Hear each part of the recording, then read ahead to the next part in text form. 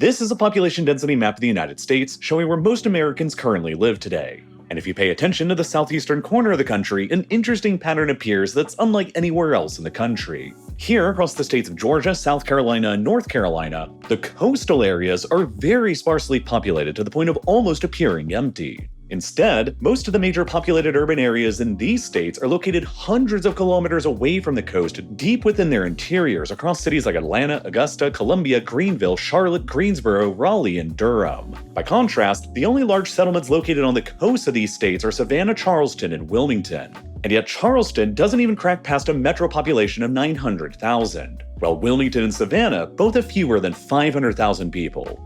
Despite their seemingly strategic locations on the coasts, none of these coastal urban areas are the largest in their respective states. Savannah is only the third largest metro in Georgia behind the interior cities of Atlanta and Augusta. Charleston is the second largest metro in South Carolina behind the interior city of Columbia, while Wilmington is only the sixth largest metro in North Carolina, behind the interior cities of Charlotte, Raleigh, Greensboro, Winston-Salem, and Durham. This population pattern is unusual, especially when you look further in either direction to the north or the south of these states where the pattern is completely reversed. From Virginia all the way up through Maine, the most major population centers all hug nearby to the coastline, including the Northeast Corridor running between Washington, D.C. and Boston, the most densely populated part of the whole country with more than 50 million people. And almost immediately south of Georgia start the major coastal population centers of Florida, running from Jacksonville to Miami on the East Coast to Tampa and St. Petersburg on the Gulf Coast, all of which have significantly more people than any of the coastal cities in Georgia or the Carolinas do. So this then begs the question: why is there a void in population density along the east coast of the United States, across the Carolinas and Georgia, in between the super dense coastal areas in the Northeast and Florida?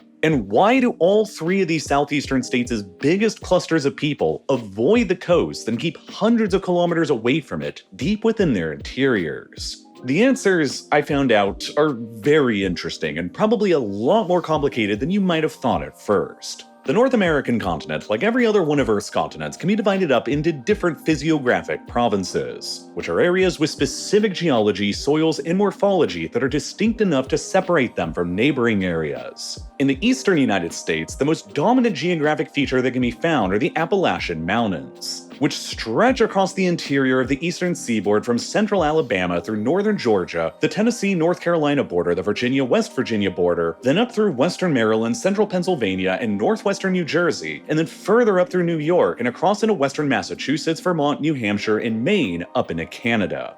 One of the most ancient mountain ranges on the planet, the Appalachians were once, around 300 million years ago, probably about the same height as the towering Himalayas are today. But hundreds of millions of years of erosion and tectonic forces have dramatically diminished their size down to their current smaller form.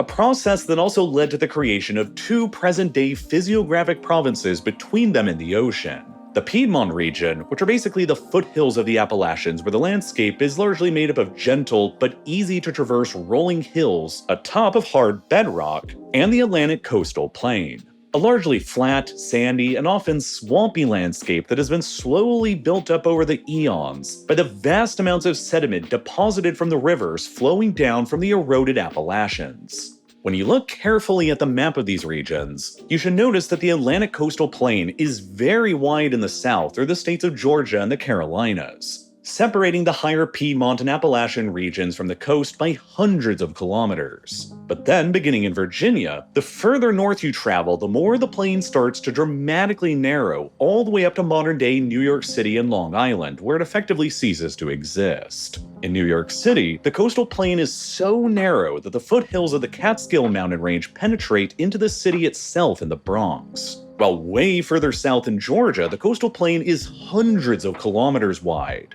You can notice this geographic divergence in New York City almost immediately when you travel either north or south from it. To the north of the city, beginning immediately in Connecticut and extending all the way up through Maine with the exception of some of southern Massachusetts, the bedrock extends directly to the coastline itself, so it's rocky, hilly, jagged, and absent of sandy barrier islands. While to the south of New York City, including Long Island, all the way down to Florida along the whole Atlantic coastal plain, the coastlines are smooth, sandy, often covered by marshes and swamps, and are protected by long, thin barrier islands. meaning that building coastal cities is easier from New York City to the north than it is to the south. Now, across almost the entire eastern seaboard from New York City south through Alabama, a line divides the lower elevated Atlantic coastal plain in the east from the higher elevated Piedmont region in the west. Across this line, the landscape, and more importantly the elevation, changes gradually rather than suddenly. But as the rivers flowing down to the Atlantic coast from the Appalachian Mountains cross over this line, they cross over from the highly elevated hard rock of the Piedmont and, relatively speaking, they plunge in elevation, forming rapids and waterfalls in the process before entering into the lower, flatter, and sandy sediments of the coastal plain, where they progress more easily the rest of the way out to the sea. The many rapids and waterfalls found across this diverging geographic boundary is what gave this line its pretty straightforward name, the Fall Line. Arguably the most important geographic feature to know about in the entire United States that few people outside of this region have ever heard about. When European settlers and colonists began coming to North America in large numbers during the 17th century, the continent's rivers were the primary means available to them to travel from the ocean into the interior. And all across the eastern seaboard from New York City south to Georgia, the rapids and waterfalls marked by the Fall Line marked the furthest into the interior that their ships were physically capable of reaching. Once they hit the fall line coming from the ocean, they'd have to unload their ships and relocate all of their cargo and people onto smaller ships or wagons to access any deeper into the interior. While smaller ships carrying goods from any deeper in the interior downstream couldn't pass through the falls or rapids on their way out to the ocean either. And so they'd have to stop, unload, and transfer all of their goods coming in this direction as well. All of this meant that setting up settlements along the fall line to take advantage of warehousing and storage needs, banking, and trade made perfect economic sense. Settlements established at the points of rapids and falls along the fall line were destined to become major inland trading hubs because they were the most capable of processing and facilitating trade between the mineral and agricultural riches of the Piedmont region and the maritime ports established further downstream at harbors on the coastline. Even further, the inland cities on the fall line were also able to exploit and harness all of the energy that the rivers generated by thundering down through the falls and rapids, which enabled them to become early manufacturing centers with mills, easy access to the raw materials of the Piedmont further upstream, and easy access to the harbors further downstream for their finished goods to be exported out to global markets. The Savannah River was naturally navigable for about 320 kilometers into the interior before it hit the fall line, which is precisely where the city of Augusta was founded. The Congaree River was naturally navigable for about 170 kilometers deep into the interior before it hit the fall line, which is where the city of Columbia was founded. The Potomac River was naturally navigable for about 195 kilometers inland from the Chesapeake until it hit the fall line, and just before it did is where Washington, D.C. was founded. For these reasons, between central Alabama and New York City, all along the fall line today, you will find the modern cities of Montgomery, Alabama, Columbus, Macon, and Augusta in Georgia, Columbia, South Carolina, Fayetteville, Raleigh, and Durham in North Carolina, Richmond and Fredericksburg in Virginia, Washington, D.C., Baltimore, Wilmington, Delaware, Philadelphia, New Brunswick, and Trenton in New Jersey, and of course, New York City at the tail end of it. The presence of the fall line and its effect on human geography in the United States is so profound that it can even be viewed from space like in this image. Note how the farms located to the west of the line in the Piedmont region are significantly greener than the farms located to the east of the line on the Atlantic coastal plain. This is because many millions of years ago, before the Appalachians dramatically eroded away, the fall line basically marked the extent of the ancient coastline. And what is now the Atlantic coastal plain were mostly stretches of low coastal waters that have been slowly filled in with deposited sediment and sandy soils. As a result, the soils found across the Atlantic coastal plain are often sandy, acidic, low in nutrients, and while still useful, they're generally not as fertile or useful as the soils found further up in the Piedmont region are. The Atlantic coastal plain is also dotted with the highest concentration of swamps and wetlands that can be found anywhere in the North American continent, which not only results in poor drainage for agriculture compared to the Piedmont region further upstream, but it also makes developing settlements and infrastructure significantly more challenging than in the Piedmont region as well. And as you can see from this map, the extent of swamps and wetland-type environments stretch significantly further inland in Georgia and the Carolinas than they do further north, beginning in Virginia, lining up almost exactly with the width of the Atlantic coastal plain and the extent of the fall line. In effect, this meant that founding cities on or near the coast was much easier and made much more sense the further north you went from Virginia, as the difficult-to-build-in swamps and wetlands decreased in width, and as the fall line approached the coast in New York City. But the Northeast, and even further south in Florida, also just have much better natural harbors to work with than the coastal areas of the Carolinas and Georgia do. The jagged and rocky coastlines of New England beyond the end of the fall line produced excellent natural harbors in Portland, Maine, Boston, Massachusetts, and the Narragansett Bay in Rhode Island. While further south, geography blessed the East Coast with one of the greatest natural harbors anywhere on the planet at the mouths of the Hudson and East Rivers in New York Harbor, directly connecting deep into the interior through the Hudson River that was historically navigable all the way up to Albany, and since the completion of the Erie Canal in 1825, all the way into the Great Lakes in the Midwest. Further south, Delaware Bay and the Delaware River offer another fantastic harbor that was largely exploited by Philadelphia. And then even further south is the massive Chesapeake, one of the largest protected bodies of water that can be found anywhere on the planet that is also home to the Hampton Roads Virginia Beach Harbor on its southern end, which, like New York, is also one of the greatest natural harbors that can be found anywhere in the world. It is the deepest natural harbor that can be found all along the whole East Coast, and its strategic location roughly in the dead center of the East Coast and at the entrance to the Chesapeake meant that it always had enormous potential for naval power projection. And it's why it ultimately became the largest base for the US Navy worldwide and the largest shipbuilding and repair industrial base in the world as well,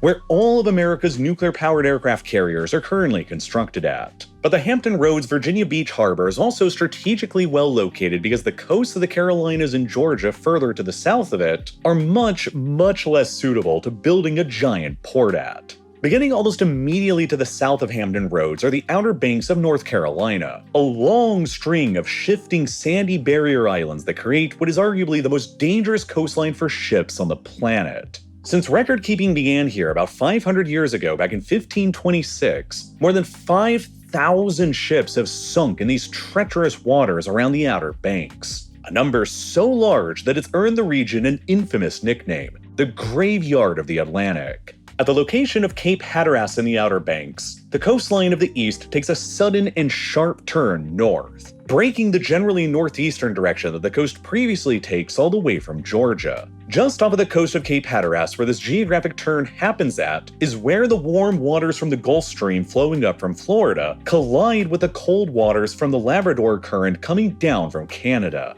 which generates high levels of turbulence that kick up a lot of sediment. Meanwhile, the continental shelf of the Outer Banks is sloped very gently, which causes sand from the deep waters to become almost constantly pushed up onto the shallower shelf, and for sand from the shallower shelf to become almost constantly pulled back into the deep waters, creating an unpredictable and dangerous environment of almost constantly shifting sandbars and shoals that make navigation through here an extreme challenge. Even in modern times, ships still sink all the time out here, like a 100-foot commercial fishing trawler that sank in 2024 while attempting to pass through the Oregon Inlet. Itself a narrow passage that was violently torn through the barrier island here during a powerful hurricane in 1846. Whole brand new islands can appear out of nowhere in the Outer Banks and then be destroyed just as quickly as they came, like Shelley Island recently was in 2017, when it appeared in April near Cape Hatteras and reached around 1 mile long and 500 feet wide before collapsing back beneath the waves again less than a year later by early 2018. These conditions require ports to conduct almost constant dredging operations just to maintain stability, and have plagued the coast of North Carolina for centuries now, while they also prevent deep water inlets in North Carolina from forming naturally, which is why all throughout the Outer Banks there have never been any significant ports established and no significantly sized coastal cities ever settled. Pretty much the only decent natural harbor on the whole North Carolina coast beyond the treacherous Outer Banks is at Wilmington in the far south of the state, along the mouth of the Cape Fear River, which is of course why Wilmington is the first major coastal settlement going any further south from Virginia Beach. But even the inlet in Wilmington isn't particularly deep, while the Cape Fear River itself is shallow and also doesn't really go anywhere. Even today, after modern locks and dams, the Cape Fear River is only navigable up to Fayetteville, and mostly just by small motorboats and canoes rather than cargo-laden ocean-worthy vessels. Which is why Wilmington never really became a huge coastal city on the same kind of scale of the Northeast. Beyond Wilmington, there are two other useful natural harbors along this whole stretch of the empty East Coast before hitting Florida: Charleston in South Carolina and Savannah in Georgia, both of which are actually world-class natural harbors that are vastly superior to Wilmington. Both are very highly sheltered and have very deep waters that have made them extremely important and valuable trading ports for centuries now. Even today, Savannah is the second busiest container port on the whole East Coast behind only New York, while Charleston is the fourth busiest behind just Virginia Beach. And Charleston is also the second deepest harbor on the East Coast behind Virginia Beach as well. For most of their early histories, Savannah, Charleston, and Wilmington actually were the biggest cities in each of their respective states, because of their relative advantages of being strategically useful ports at the mouths of rivers that extended up to the fall line deeper within the interior. Farmers, miners, and manufacturers could send their goods from the Piedmont to the cities along the fall line and then safely down the rivers the rest of the way to these ports for export to the global market. But despite them being good natural harbors and busy ports, none of them were really ideal locations for huge cities like on the coast in the Northeast and in Florida. And there's a lot of reasons why. First of all, hurricanes. This is a map of hurricane risk exposure across the continental United States, and as you can see, the Gulf Coast and the southern coast across Georgia and the Carolinas are very highly at risk for getting hit by them. But interestingly, right at about where Virginia begins, the risk of hurricane strikes begins growing lower all the way up through the rest of the Northeast up to Maine. The waters further up the East Coast are cooler and deprive hurricanes of their primary fuel source, while prevailing currents and winds tend to guide hurricanes up here northeastward deeper into the Atlantic away from the coast. Moreover, the way that the coastline bends at Cape Hatteras and the Outer Banks of North Carolina also means that hurricanes moving parallel to the coastline from the south will begin moving away from the land rather than towards it once they've passed through this area. Throughout records going all the way back to 1851, the Carolinas lumped together have been impacted by 90 hurricanes that made landfall, and Georgia by 22. While just a little further north, Virginia has only been impacted by 13 of them, and New York by just 15. Virginia has never once been impacted by a major Category 3 to 5 hurricane since record keeping began, while North Carolina has been hit by 7 of them, South Carolina by 5, and Georgia by 3. The Carolinas and Georgia are not quite as exposed to dangerous hurricanes as Florida is further south, but they're also a lot more exposed to them than the rest of the East Coast is from Virginia further north, which further hinders their ability to develop their coastal areas. Even more problematic for these states' coastal development prospects are all of the marshes and swamps that surround their coastlines and that surround their harbors. While Savannah, Charleston, and even Wilmington are all valuable natural harbors, they're also all surrounded by wetlands and swamps that make sprawly urban-style development around them very challenging and restrict their abilities to grow. They're also just about the most perfect breeding ground for mosquitoes that you could possibly imagine. And this also highly influenced why the coasts here remain fairly unpopulated compared to their interiors. Malaria, the deadliest disease that humanity has ever known, was not originally indigenous to the Americas. It first arrived alongside European settlers and enslaved Africans during the 1600s, and rapidly proliferated among the local mosquito species found in the southeast coastal plain, where the environment was a close match to where it came from in tropical Africa, with hot, humid summers, abundant rainfall, and almost limitless tidal marshes. By the early 1700s, the rice and indigo plantations that were established across the coastal plain in the Carolinas and Georgia required vast irrigation systems that were built through the tidal marshes in the area, which were a perfect breeding ground for mosquitoes and the malaria that they carried. While the labor system that exploited huge numbers of enslaved Africans ensured almost constant human-mosquito contact that enabled malaria transmissions to be sustained season after season. By the 1700s, malaria had become so deeply ingrained across the Atlantic coastal plain through Georgia, the Carolinas, and parts of Virginia that it eventually simply became known as the malaria zone, with extremely high mortality rates during the summers when malaria infections peaked. Because the higher elevated Piedmont region in these states didn't have the same swamps, marshes, and stagnant water issues that led to the rampant mosquitoes and malaria infections in the coastal plain, the wealthy and white elites of these states throughout the 18th and 19th centuries often fled inland to the Piedmont region during the summers to escape from the peak malaria season, and they left their enslaved laborers behind to continue working on in the brutal conditions out in the fields. This led to an ingrained demographic shift in these southeastern states where major coastal ports like Charleston and Savannah would become depopulated during the summers, while the towns in the Piedmont would experience seasonal summertime surges in population. And it's also why all three of these states eventually established their capital cities far away from the coasts deep within their interiors of the Piedmont, so that they'd have more stable year-round populations. Atlanta for Georgia, Columbia for South Carolina, and Raleigh for North Carolina. A fact that solidified the political importance of the interior of these states in further boosting their populations relative to the coasts, in addition to all of the previous fall line advantages and being further away from the destructive effects of hurricanes that batter the coasts. The Northeast coast just didn't have any of these same kinds of problems. Their coastlines were located right by the fall line, reducing the advantages of building further into their interiors. Their coasts weren't impacted by hurricanes as frequently, and they also weren't surrounded by malaria-infested swamps and wetlands that made building cities and sustaining large populations around them difficult.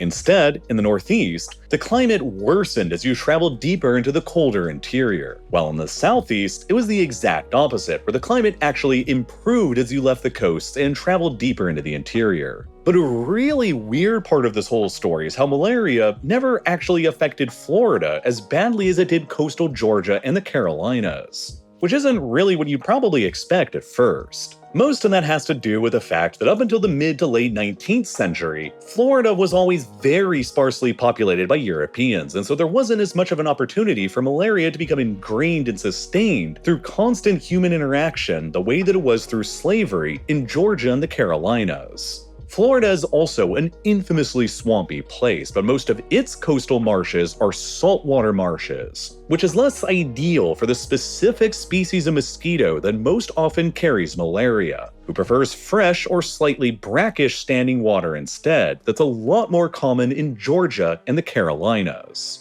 The mosquito species found in South Florida were less efficient vectors for malaria than the species that were found in the Carolinas and Georgia. Most of the major early coastal towns that were settled in Florida, like St. Augustine and Key West and later Miami, were also located on barrier islands or exposed coasts with heavy sea breezes, which are less mosquito-friendly environments than stagnant tidal inlets.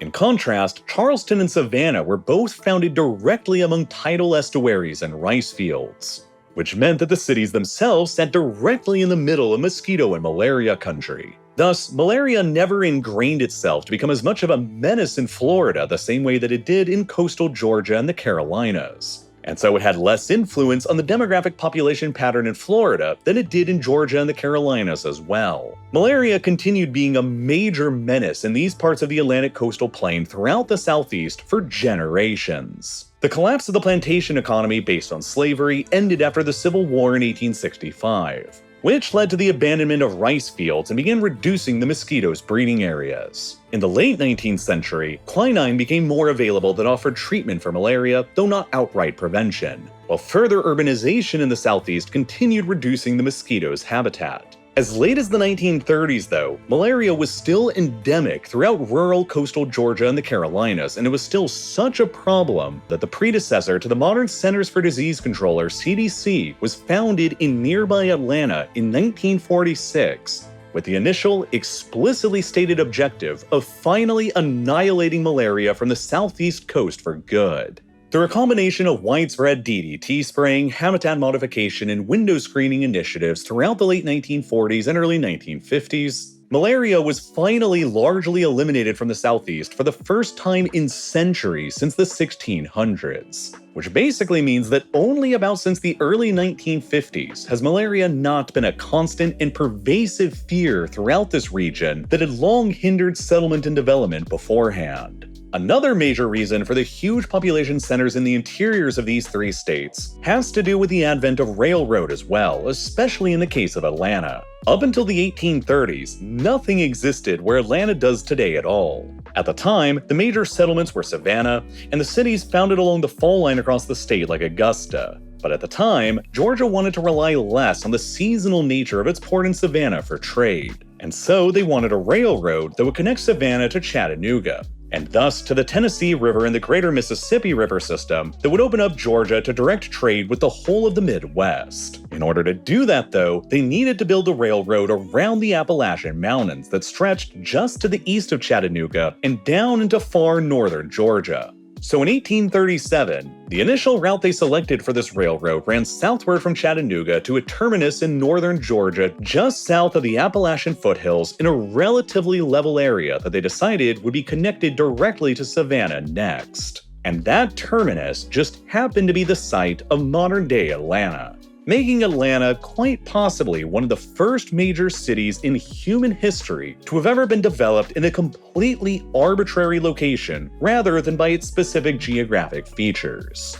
By 1838, a small settlement had arisen around the site that was first known as Terminus, and it adopted its current name of Atlanta a decade later in 1847, supposedly as a feminine version of the word Atlantic, named after the Western and Atlantic Railroad that went through the town. Atlanta never became a major town until after the end of the Civil War, when it rapidly industrialized and urbanized, and especially after Georgia's capital was relocated to Atlanta in 1868. By 1880, Atlanta grew to finally surpass Savannah as Georgia's largest city, and it's held that title in the state ever since. Similar stories happened in the Carolinas as well. Charleston was South Carolina's largest city for most of the state's history until it was eventually overtaken by the interior city and capital of Columbia, that's located directly along the fall line sometime in the 1940s. And Columbia's metropolitan area is still larger than Charleston's is to this day. Similarly, in North Carolina, Wilmington on the coast was the state's largest city until sometime before the 1910 census,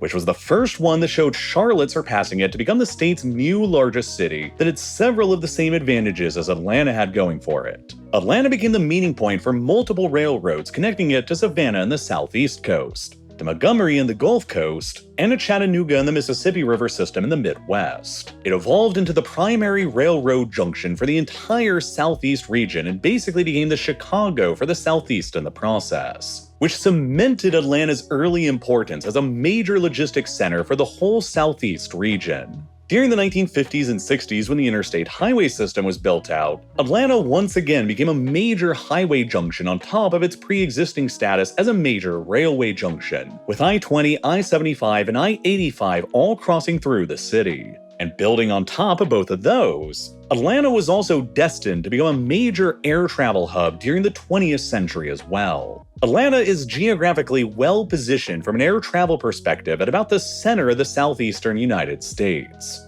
Within only around an easy 2-hour flight from Atlanta, you can travel as far as Miami to the south, to New York City or Chicago to the north, to Kansas City or Dallas to the west, and everything else in between, putting almost the whole country east of the Mississippi within just a 2-hour flight of the city.